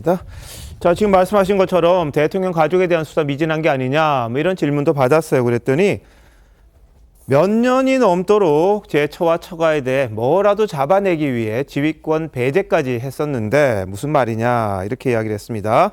김 여사 관련 수사에 대해서 윤 대통령이 예전에 했던 말 한번 들어보시죠. 저도 제 처를 옹호하려고 하는 것이 아니고 공직이라고 하는 거는 엄정하게 검증도 받아야 되지만 또한 정당하게 일하는데 근거 없이 의혹을 막 제기해서 이렇게 하면 저는 누가 공직을 하겠습니까? 저는 그거는 좀 부당하다고 생각합니다. 민주당에서 김건희 씨의 도이치모터스 주가 조작 의혹 사건 관련해서 떳떳하다면 다른 증권의 계좌도 공개를 하라. 글쎄 제가 굳이 답변할 필요가 있겠나 싶습니다. 한 2년 동안 계속 해온 것이고 국민들께서 다 아실 거라고 생각합니다. 네, 자 한동훈 장관도요. 김건희 여사 특검과 관련해서 오늘 질문을 받았어요. 그때 답을 한 게 있는데 자 뭐라고 이야기했는지 한번 이어서 들어보시죠. 민주당에서는 새해 뭐 김건희 특검을 다시 추진하겠다 이러면서 약간 여야 간의 수사 불균형 얘기를 하고도 있는데 일단 전혀 상관없는 사건이고요. 그리고 그 사안에 대해서도 굉장히 오랫동안 철저하게 수사가 진행돼 왔죠. 법과 원칙에 따라서 처리될 거라고 생각합니다. 예, 뭐 원칙에 따라서 하겠다. 지금 다 잘 진행되는 것 아니냐. 검찰이 탈탈 털어도 없다. 이런 취지로 좀 이야기한 것 같은데 장윤주 변호사 보시도 어때요? 네, 대통령의 이제 인터뷰 내용에서도 대통령 가족에 대한 수사가 미진하다는 부분에 대해서는 그동안 몇 년 동안 계속해서 제 처와 처가에 대해 전방위적이라도 뭐라도 잡아내기 위해 수사를 했지만 지금 나온 것이 없느냐라는 취지로 말씀을 하셨습니다. 사실 이 부분을 뒤집어 보면 이 논리는 이재명 대표도 계속 똑같이 말하고 있는 것인데요. 이재명 대표 또한 그 변방에서 계속 성남시에서 경기도에서 지방 행정을 할 때 자신을 잡기 위해 10년 동안 탈탈 털었지만 나온 것이 뭐가 있었냐라고 얘기를 했었거든요. 그리고 성남 FC 사건은 지금 재수사를 하고 있지만 3년 동안 수사를 해서 무혐의로 처리될 뻔했던 것을 다시 또 수사를 해서 지금 또 검찰로 넘어가고 검찰에서는 수사를 확대하고 있는 이런 과정 중에 있습니다. 사실 그렇기 때문에 국민들의 입장에서 본다면 기존에 2년이건 3년이건 수사를 해서 뭐 무혐의가 되었다는 것 또는 뭐 수사를 해가지고 그동안 나온 게 없었다라는 얘기만 가지고서는 국민적인 의혹을 좀 떨쳐내긴 좀 부족해 보인다라고 해야 될 것 같고요. 그리고 한동훈 장관이나 또 대통령께서도 계속 법치주의를 말씀하시고 형사사법 시스템 안에서 해결하면 된다라고 말씀해 주시지만 그 시스템 안으로 가져오고 말고의 문제는 또 검찰의 선택 사항입니다. 검찰이 사법 시스템 안에 데리고 들어와서 수사를 할 것인지 또는 이제 기소를 할 것인지까지도 재량권이 있고 결정할 수 있는 것이기 때문에요. 국민의 입장에서는 과연 윤석열 정부의 검찰이 공정하게 여야 정치인들 또는 여야에 관련 있는 사람들을 똑같이 사법 시스템 안으로 갖고 오는지에 대해서 불공정한 것은 아닌가라는 우려도 분명히 갖고 있다라는 말씀드려야겠습니다. 예. 글쎄 우리 국민들이 문재인 정부의 검찰이든 윤석열 정부의 검찰이든 저는 완벽하게 공정하게 그 수사한다고 보지는 않을 거라고 저는 생각하거든요. 네. 왜냐하면 문재인 정부의 검찰은 또 문재인 정부 검찰, 문 대통령의 어떤 국정 철학이나 이런 거에 비슷하게. 그래서 우리가 작년까지 뭐 친문 검찰 얘기를 얼마나 많이 했습니까? 예. 서울중앙지검장은 뭐 한때는 문재인 대통령의 대학 후배가 했다가 한때는 박범계 법무부 장관의 고등학교 후배가 했다가 뭐 그런 사람이 과연 공정하게 검찰 수사를 진행했겠는가? 근데 그때 바로 윤석열 당시 검찰총장의 장모, 부인 수사를 많이 했잖아요. 1년 넘게 했어요. 그렇죠. 그래서 이제 그 결론이 지금 아직도 나오지 않고 있는 것도 있습니다. 자, 그런데 지금은 또 윤석열 정부의 검찰은 뭐 이른바 이제 검찰의 윤석열 사단이라고 하는 사람들이 뭐 서울중앙지검장하고 뭐 검찰총장하고 그렇습니다. 아마 이것도 제가 보기에는 정말 중립적인 일반 국민들이 보면 그래 뭐 완벽하게 공정하다고 보지는 않을 것 같아요. 그러나 어찌 보면 작년은 문재인 정부 검찰이고 올해는 윤석열 정부 검찰이니까 국민들 입장에서 본다면 그렇게 서로 하여튼 뭐 상대가 됐든 누가 됐든 간에 하여튼 수사는 철저하게 할 것 아닌가.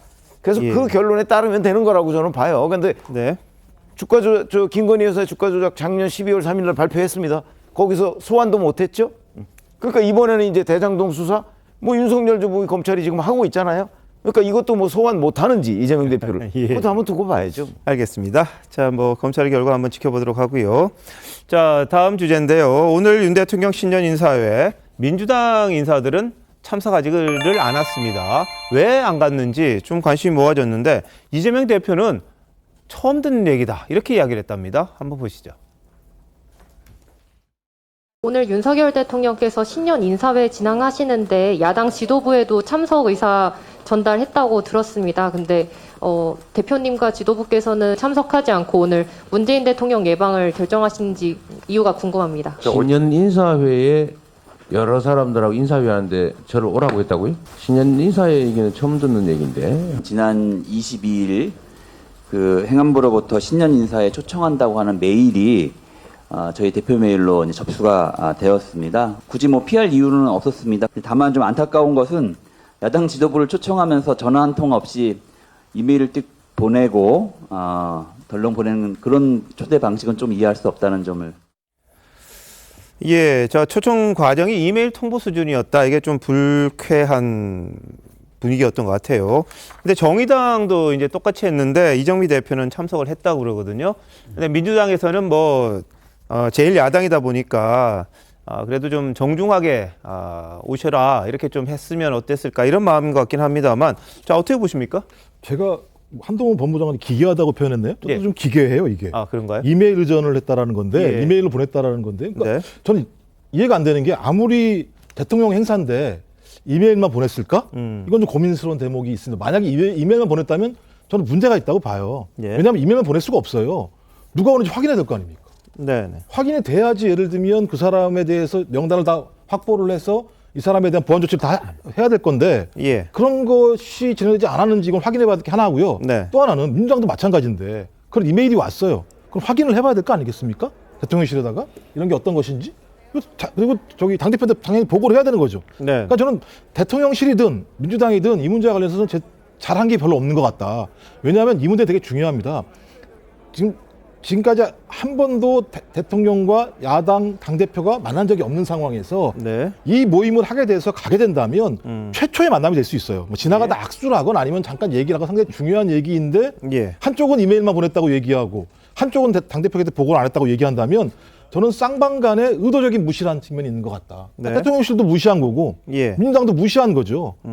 그래서 이건 제가 매우 안 좋은 징조라는 생각이 들어요. 뭐 당장 경제가 어렵다고 얘기하는데 여야가 이렇게 싸움을 하게 되면 국민들도 당연히 갈등하겠죠. 그렇게 되면 대통령과 정부가 하는 일에 대해서 야당 지지층들 믿지 않을 거 아니겠습니까? 알겠습니다. 그래서 이 문제는 좀 빨리 밝혀가지고요. 사실 인물을 좀 확인할 필요가 있을 것 같아요. 자, 뭐 이메일로 보낸 건 맞고 이메일로 못 간다고 통보한 것도 맞는 것 같아요. 그럼 천준호 비서실장이 이야기한 건데 다만 민주당에서는 제1야당 대표를 이딴 식으로 할 수 있느냐 뭐 이런 불쾌감이 들어있는 것 같아요. 이메일을 보내더라도 통상적인 방법이라고 하더라도 별도의 뭐 이 초청 의사라든지 뭐 정무수석이 그 정도는 해야 되지 않느냐 뭐 이런 취지인 것 같은데 어떻게 보십니까? 오늘 모인 자리 제 영상들 보셨겠습니다만 200여 명 정도 초청이 됐고 오보 요인까지 그리고 정당 대표들이 다 초대가 됐던 상황입니다.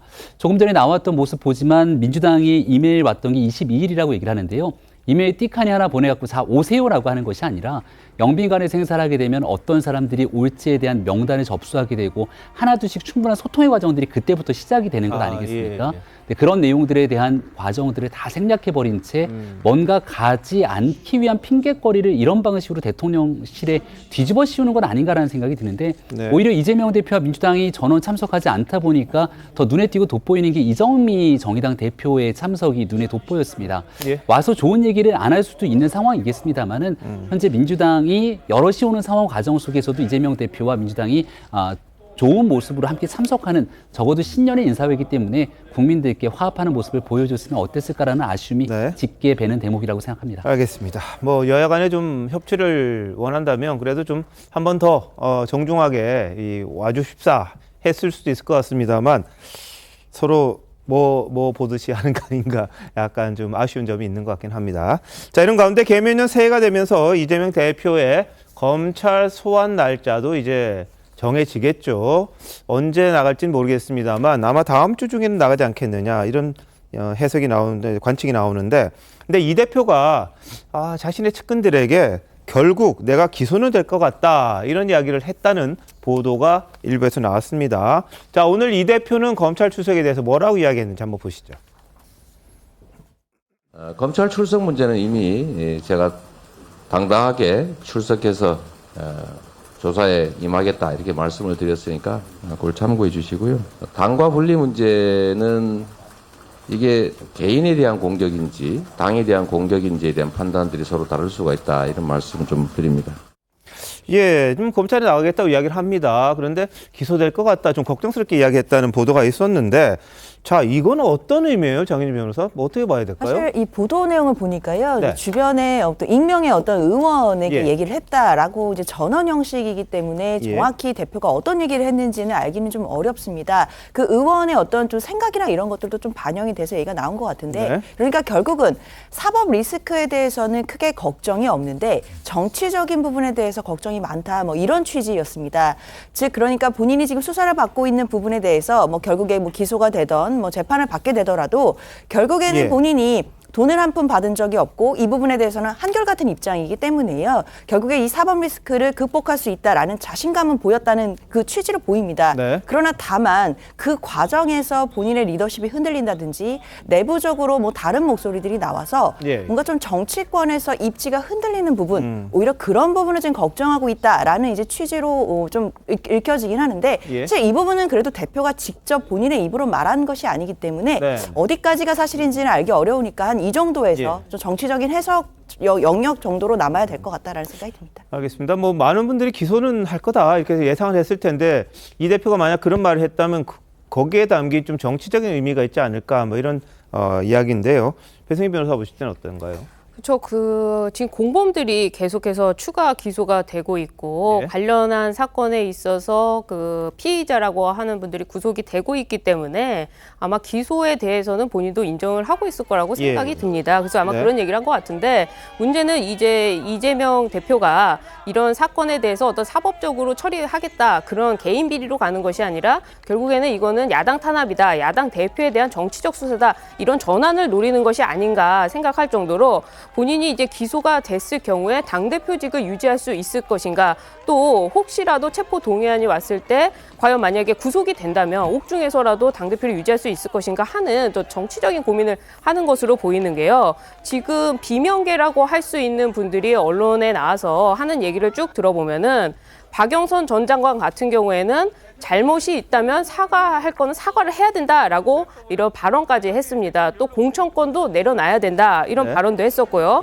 또 어제는 문희상 고문이 이재명 대표를 앞에 두고 토끼가 뭐 굴 3개를 파듯이 플랜 B, 뭐 플랜 C 이렇게 준비를 해야 된다라고 이재명 대표 앞에서까지 이야기를 했습니다. 뭐 이상민 의원 같은 경우에는 대표직을 내려놓고 리스크를 털고 와야 되는 거 아니냐 이런 목소리가 계속 나오고 있는데 아마도 그 시점에 있어서 이재명 대표가 취해야 할 그 스탠스, 바로 그것은 기소 이후에 본인 개인의 비리가 아니라 이건 결국에는 민주당을 탄압하는 것이다 하면서 당을 네. 자꾸 이렇게 방탄으로, 소위 말하는 방탄으로 예. 쓰려고 하는 그런 정치적인 의도가 있는 게 아닌가 하는 발언으로 해석이 됩니다. 예, 뭐 지금 말씀하신 것처럼요. 문희상 전 국회의장, 최재성 의원 같은 경우에 이재명 대표의 사법 리스크 상당히 걱정을 합니다. 한번 보시죠.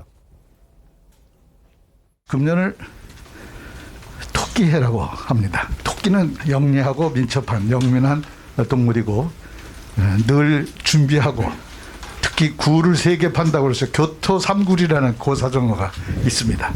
우리도 영민한 토끼를 닮아서 플랜 2, 플랜 3 뭐 이렇게 해서 좀 대안을 많이 마련하는 그런 해가 되기를 바랍니다.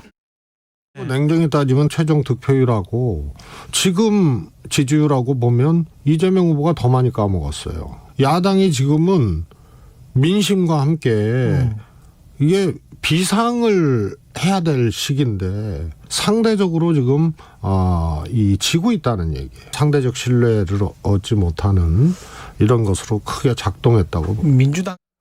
예, 자, 뭐 이재명 대표에게 좀 불리한 것도 보면 여론조사가 하나 나왔는데 거기 보면 이 법과 원칙에 따른 수사다. 이게 과반이 넘습니다. 과반입니다. 그리고 MBC 의뢰로 한 것도 역시 50%가 넘는 이 결과가 나왔습니다.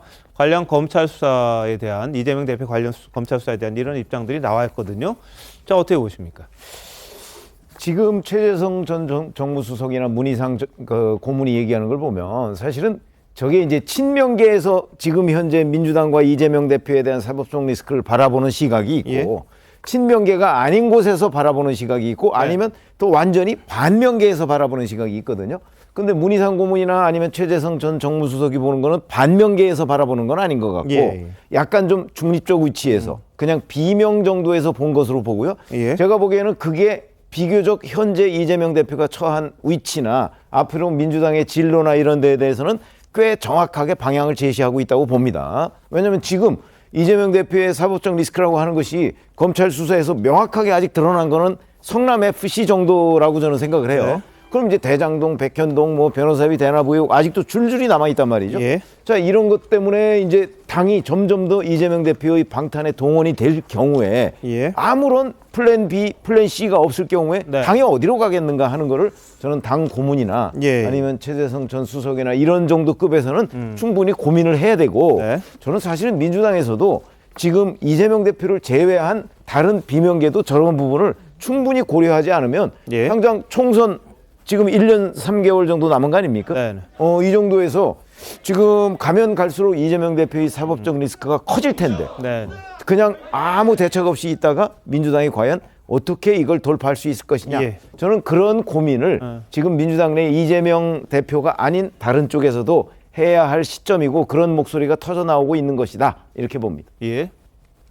일단 뭐 지금 나온 내용들을 보게 되면 그 유동규 남욱 씨가 얘기하는 게 이제 전원을 통해 전문 증거라고 얘기하는데 야 이제 정치 영역에서도 이렇게 지금 전원 증거들이 나오고 있구나. 네. 뭐 예를 들면 결국 내가 기소될 것 같다라고 하는 부분을 본인이 얘기하는 것이 아니라 어떤 의원이 얘기했다고 언론의 보도로 나오는 양상인 거고 그걸 해석을 해서 민주당 내에 큰 문제가 있는 거 아니야 이렇게 좀 확대 해석되는 양상들이 있는 것 같은데 제가 듣기로 민주당은 그렇지는 않은 분위기입니다. 왜냐하면 노웅래 의원 체포 동의안 문제와 관련해서 만약에 국민의힘의 해석에 따르더라도 만약 이것이 예행연습이라고 얘기한다면 민주당에는 많은 의원들 같은 경우 이재명 당대표가 추후에 검찰이 만약에 체포동의안을 내게 되면 부결시키겠다는 얘기잖아요. 부결시킬 이유가 뭐가 있습니까? 네. 만약에 지금 비명이나 반명이 얘기하는 것처럼 이런 정도 상황이라고 얘기한다면 그냥 떳떳하게 예를 들면 모든 개인에게 맡겨가지고 그냥 그거 갖다가 가결시키면 되는 측면이 분명히 있는 거기 때문에 저는 최재성 의원도 마찬가지인데요. 제 생각에 나쁜 버릇들이 나왔다고 생각해요. 386들의 나쁜 버릇. 예를 들면 교묘하게 팩트를 갖다 꺾어가지고 얘기를 합니다. 예. 무슨 지지율을 까먹었다고 얘기하면서 국정운영 지지율과 예를 들면 대선 후보 지지율을 비교를 해요. 이게 비교가 되는 내용인가요? 전 그래서 지금 상황에서 개인적으로 말할 수 있습니다. 오히려 저는 문희상 전 국회의장님처럼 저희 이 상황이 어떻게 될지 모르니 민주당이 플랜 A, 플랜 B, 플랜 C가 필요하다. 그것과 관련해서 다양한 의견들을 모자라고 얘기하는 건 전 동의를 해요. 네. 근데 예를 들어 일부 의원들 같은 경우가 제기하는 부분들은 당을 위한 애당심이라기보다는 제가 볼 때 이 상황에서 흔들리는 상황들을 이용한 룸을 확보해서 자기의 정치적인 발언권을 높이거나 아니면 공천권을 확보할 수 있는 다양한 모색들을 하려는 것이 아닌가라는 의구심이 많이 들기 때문에 알겠습니다. 제가 볼 때 이분들 같은 경우는 해당적이다라는 생각이 듭니다. 알겠습니다. 뭐 당내에서도 여러 가지 의견들이 있으니까 그런데요. 자, 이재명 대표는 새해부터 어제는 김대중 노무현 전 대통령 묘역 참배를 했고요. 오늘은 문재인 전 대통령을 예방했습니다. 자, 뭐 친문, 친노, 동교동 모두에게 도움을 요청하는 게 아니냐 뭐 이런 해석 좀 나왔는데요. 자, 오늘 이재명 대표가 문 전 대통령 예방한 상황 한번 보시죠. 이재명 당대표를 중심으로 해서 우리 민주당이 민생 경제를 해결하는 데에 최선의 노력을 좀 해줬으면 좋겠다. 어렵게 이룬 민주주의가 절대 후퇴해서는 안 된다. 요즘 이제 전국 현안에 대한 우려의 말씀도 좀 있으셨습니다. 검찰 수사가 전방위로 대표님뿐만 아니라 전 정권 수사도 하고 있는데 그 부분에 대해서 말씀 없으셨어요? 그 부분을 딱 집어서 말씀하신 거는 아니고요. 민주주의 말씀하신 거에 포함된 건가요? 민주주의. 그건 전체적으로 해석하시면 될 것 같습니다. 예, 자, 이 대표 이렇게 예방하고 그랬는데요. 근데 이 유동규 전 본부장으로부터 1억 9천만 원 뇌물 받은 혐의 추가 기소됐죠. 김용 전 민주연구원 부원장. 검찰 공소사실 전부 허위라고 이야기하고 있습니다. 유동규 전 본부장이 일방적으로 주장한다 이야기를 했는데, 자, 유 전 본부장이 김 전 부원장을 겨냥해서 자신한테 술집 외상값까지 달아놓은 사람이다. 이렇게 이제 또 공격을 하고 나섰어요. 이재명 대표는 지금 이 여러 세력들을 하나로 해보려고 하는데 이 새로운 진술들이 주장입니다만 이게 확인이 돼야 되겠죠. 계속해서 나오고 있는 그런 상황이거든요. 자, 김병민 교수 보실 때 이재명 대표의 행보 그리고 이 사건의 전개 어떻게 될 것 같으세요? 이재명 대표는 정치적으로 민주당에 있었던 수많은 인사들과 함께하고 싶은 마음이 있을 텐데 저런 유동규 전 본부장의 메시지를 지켜보고 있는 민주당의 또 다른 측면에서 봤을 때는 이재명 대표가 하고 있는 말을 있는 그대로 다 믿을 수 있을까에 대한 고민이 있지 않겠습니까? 네. 특히나 유동규 전 본부장이 얘기하고 있는 것은 이재명 대표에 대한 얘기도 있지만 김용 부원장과 정진상 실장과는 막역하게 지내왔고 그 과정 속에 있었던 수없이 많이 술을 먹었다. 근데 더 나아가서 본인들이 먹은 술값까지 외상을 달아놓고 나한테 이르지 않았는가. 저 내용들은 분명하게 유 전 본부장이 과거에 있었던 기록들을 살펴보면 정확한 증거들이 있지 않을까 이렇게 생각을 하게 되게 됩니다. 이재명 대표에 관련된 문제들에 대해서도 김문기 전 처장 등 여러 가지 얘기들을 쏟아내고 있는 과정이 있기 때문에 지금 이재명 대표가 이 위기에 처해져 있는 것을 정치적으로 극복하기에는 나름대로 좀 어려움이 있지 않을까라는 생각을 하고 있고요. 문재인 전 대통령과 화기애애한 모습들을 연출했다고는 하지만 바로 얼마 전까지 나왔던 기사는 이재명 대표에 대한 부정적인 굉장히 좀 혐오스러운 발언에 대한 SNS 글에 좋아요를 한 번도 아니고 또 여러 번을 늘렸던 게 문재인 전 대통령의 SNS라 그걸 두고도 누가 한 거냐 이런 설왕설래하는 목소리들이 나오는 것이 다 어느 날 갑자기 우연스럽게 나오고 있는 일은 아닌 것 같다라고 저는 생각합니다. 자, 앞서 유 전 본부장 김용 전 부원장에 대해서 거짓말하는 사람이다 이렇게 공격한 적이 있었습니다. 들어보시죠. 김용 측은 전부 공소사실 부인했는데 어떻게 생각하시는지. 다 거짓말 하는 사람들 아닙니까? 네, 거짓말은 또 다른 거짓말을 갈 거고 수많은 거짓말을 해야 될 겁니다. 결국 그 거짓말은 한계에 도달할 거고 밝혀질 겁니다. 다. 네, 안 밝혀질 수가 없을 겁니다. 예, 외상까지 달아놓은 사람이 나한테 돈을 안 받았다고 그러니 참 딱하다 이런 이야기까지 했다고 하는데요. 자, 장윤주 변호사 이건 어떻게 봐야 될까요? 유동규 전 본부장이 지금 술값 외상 또는 술값 내준 얘기를 하고 있는데요. 이건 새로운 얘기는 아니고 그전부터 정진상 실장이나 김용 부원장과의 어떤 사이가 돈독했다라는 취지로 술을 많이 사줬다, 술을 얻어먹었다 이런 얘기들이 많이 나왔었기 때문에요. 크게 새로운 얘기 같지는 않습니다. 다만 유동규 전 본부장이 언론을 통해 저런 얘기들을 하는 것 자체는 좀 정치적인 의도가 있다라고 판단이 된다라고 할 수 있겠고요. 다만 저런 얘기들 자체가 법률에서는 또는 재판에 가서 얼마나 또 직접 증거로 사용될 수 있을지는 또 의문이기 때문에 결국에는 검찰은 증거로 말하는 것이고 판사들은 결국 판결문으로 말할 테니까요. 검찰에서는 유동규 전 본부장이 저런 얘기들 말고 물증 그리고 객관적 증거들을 제출해야 될 것으로 보입니다. 자, 지금 보면 김만배 씨만 남았다 이런 이야기가 많습니다. 다른 이른바 대장동 일당들은 이 700억, 800억의 천화동인 1호 주인이 누구다 이런 대충 이야기를 했는데 김만배 씨는 지금 아직 동의를 하지 않고 있어요. 그러다 보니까 주변에 이제 수사들이 더 강해지는 그런 느낌입니다. 대장동 개발 수익을 김만배 씨 걸 숨겨준 혐의를 받는 김씨 측근들, 이모 대표, 오토바이 헬멧 납, 최모 이사 다 구속 기소가 이제 됐습니다. 이 재판이 이제 어떻게 진행될지에 따라서 김만배 씨의 입이 좀 열릴 거냐 말 거냐 이런 관측도 있는데, 자, 최민표 편장님, 이제 새해 이재명 대표를 겨냥한 수사 성남 FC가 시작일 텐데 변호사비 대납, 대장동 이런 거 남아 있는데 1년 내내 갈 것 같습니까? 어떻습니까? 아마 단계적으로 계속해서 이어질 가능성이 굉장히 높죠. 예. 성남 FC 관련한 이재명 대표 이제 수사 문제는 뭐 아마 다음 주쯤에 되면 거의 그건 막바지일 거예요. 예. 그러면 그거는 이제 대략 뭐 1, 2월 정도에 이제 그 기소가 될 가능성이 높고 어차피 이재명 대표를 이 문제로 구속할 수는 없는 거 아닙니까? 국회 그 불체포 특권 때문에. 그리고 나서 이제 이어져서 계속 아마 제가 보기엔 거의 연말까지 갈 걸로 수사 단계. 이제 그러면서 재판도 진행이 될 것이다 이렇게 봅니다. 알겠습니다. 이 대표의 사법 리스크 1년 내내 갈 가능성도 좀 있어 보이긴 한데요. 어떻게 대처할지 궁금해집니다. 잠시만요. 대한민국 이슈의 중심 시사쇼 이것이 정치다 여기까지입니다. 내일 다시 찾아뵙겠습니다. 고맙습니다.